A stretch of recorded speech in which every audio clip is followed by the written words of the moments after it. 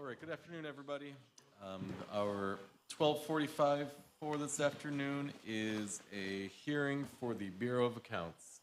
So we have our fellow counselors trickling in. We're joined by Counselors Hogan, Nave, Paniagua, Monto, and President Hudson. I'm joined by our finance team. Yes, so Michael Canizero, Commissioner of Finance. Anne Marie Deegan, First Deputy Commissioner of Finance. Good. So Bureau of Accounts, again, as I mentioned at the City Payment Center, these are the individuals, this department's responsible for recording all of our transactions, on our general ledger. So, these people work in PeopleSoft pretty exclusively. We, multi-fund operation, discretely presented component units, blended component units. So, a lot of accounting taking place, and then a lot of manual reconciliations in Excel. So, any questions on the Bureau of Accounts before I move to the personnel service details? Can you just, I don't know how many, across every department that you have, how many employees are there? In total? Mm-hmm. I think 52 or 53. I can give you that number in 1 second. So 24 plus 9 is 30, 33. Another 20 for CPC, so 53 total for between City Payment Center, Financial Operations, and Bureau of Accounts. Okay. Thank you. How many of those are vacant? I know you mentioned having a hard time recruiting. Bureau of Accounts, we have 2 vacancies right now. So one of those is the accountant 3, and then we have another vacancy in accountant 1.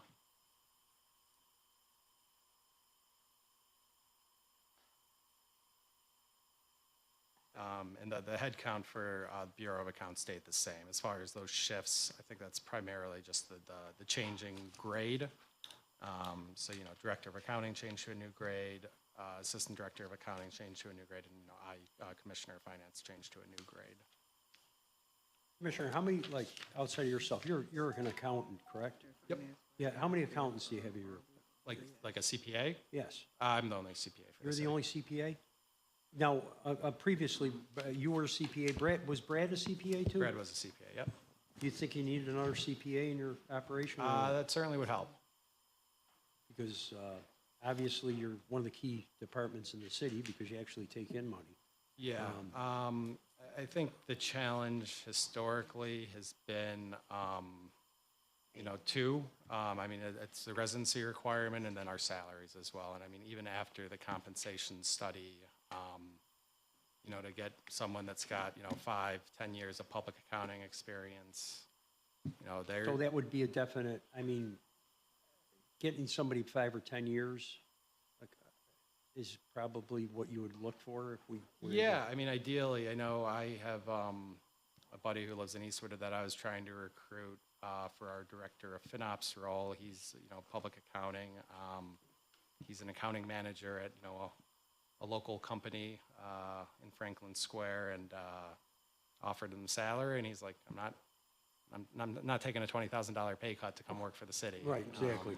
So, just with that industry, you're not typically, not looking to become a public servant. Is that even with the raise? I'm sorry. No, that's post-compensation study, yeah. But I'm just thinking about what we did with DPW with Mr. DeVesti. Is there a possibility you think somebody who's already done, maybe 20 years outside and would come in to maybe look at a pension for 10 or 50? Have we tried, Yeah, I don't know if it's like trying to expand like the Director of Accounting title to maybe a level higher. But I know just the trying to get talented people in the door has been difficult, especially on the accounting side. And I just have to say this, right? Because what I've noticed is, I hear what you're saying about the experience, because that's very well needed, okay? But we have probably one of the biggest universities in the area.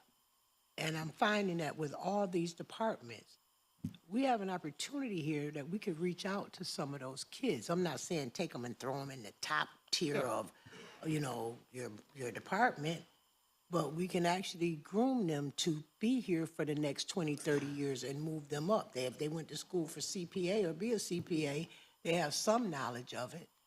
So, I mean, I think we got to start using the resources we have a little bit differently, because everybody's not going to do like Frank Kaliva and come out of corporations and come to the city. Yeah, no, I appreciate the feedback, and I think, looking at an internship program or some type of apprenticeship is definitely an avenue we Because if can. we don't start grabbing the younger ones, what are we going to end up with? A bunch of people my age? So we have to start looking at things a little Counselor differently. Hogan's thinking about going back to school.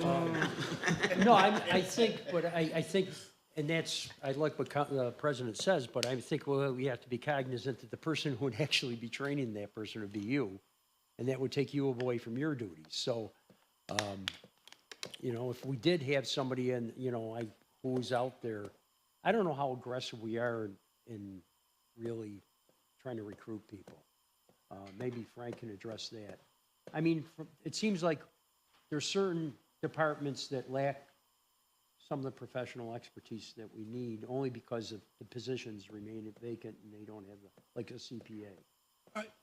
I mean, doing it Indeed is one thing, I guess. Right. But CPAs are, you heard Mr. Evans from Bonadeo during the audit report. CPAs right now are in very high demand, very short supply across the country. And I thought it was interesting that Greg said, if you find somebody that understands municipal finance and hire them, I'll probably try to hire them away. Which he wasn't lying, he would. And do it with a smile on his face, because they're very, very difficult to find. I will say, I think we're in a better position to retain them based on the compensation study, but we're still probably a little bit shy on the attraction side. But Counselor, I tend to like your idea of getting somebody on the tail end of their somebody's career. looking for an extra Yeah, pension I or think something, that's right. And the healthcare, too. Yeah, but somebody who's moving towards a CPA, I mean, and Mike could talk about this better than I, but going to an accounting firm, if they're gonna be sitting for their certification, they're gonna be better off at a accounting firm than here, because they'll have the mentorship that'll help them get through the certifications, and then they're going to feel an obligation to stay there. So it's a tough one for us. And I'm not trying to tell you to steal people, but you do know that a lot of not-for-profits do have CPAs in their Yep. financial departments, No right? question. And not-for-profits don't really make no money, right? Yep. Oh, your boards. So I And- just want to throw that out there. And our benefit package is very aggressive as well. So there are some advantages that we have, no question. And Right, we, so I We're mean, trying to get you help, Commissioner. Yeah, no, appreciate that. yeah, at You least. didn't say that sincerely. I don't think were you totally sincere just then? Okay. I was just checking. I think one of the things that Mike has said to me that really resonate, and I guess I hadn't really thought about it this way, is that we have very smart, very capable folks who are bookkeepers. They are not accountants. They may carry the title of accountant, but in fact, they're not trained accountants. And it shows. It shows in the output. It shows in our audit. These are folks who don't have the breadth of education that Mike does to be a true accountant. It's an expertise. It's a certification, and we need more of them. And specifically government accounting, I mean, there's just some rules that are not intuitive. It's just, we accrue revenues back from July and August for the prior fiscal year for our tax levy. Like, unless this is what GASB says to do, you wouldn't do that in regular for-profit accounting. So, I mean, it's not just like, oh, this is very intuitive accounting. Like, there are some kind of wacky rules that are like, this is government specific. and I'm not laughing because we still collecting where I work from for 221 and 22, so we know what that is. So how far off are we from a good salary for another CPA? I mean, if the study didn't show the numbers as thought. Yeah, I mean, I think it's looking at another position that's probably at about my salary level. Probably, you know, I think the individual I referenced earlier, I think maybe if, you know, okay, you can make 125,000, and that would maybe move the needle a little bit. But, you know, offering him 100,000 for, you know, a finance leadership role when he's very much so in that middle tier at another organization, you know, he was taking a pay cut coming here at 100,000. The school district is recruiting one of our people right now at a mid-level, not a certified accountant, and they're paying somewhere between $10,000 and $15,000 more than we are. So we are better off than we used to be by far, but we're not there. Well, they're using that $500,000 yet? We haven't even given them the $500,000 for the budget. We're using that plus. Oh, well, maybe maybe they don't need it. Thank you. Okay. So that was the personnel details, and then as far as the, you know, budgeted amounts, really very minimal changes, you know, kind of the same, you know, year over year for office supplies, operating supplies, and then some training and development. So I think with our current roster, I mean, I am, you know, asking them, you know, try to sign up for as many trainings as possible. That was just- not gonna be just- my question. How Yeah. many trainings are you planning? So New York State Controller's Office, they offer a number of trainings. We have a number of members of the government, GFOA, Governmental Finance Officers Association. So, you know, as trainings come up, I am, you know, asking them to sign up for those.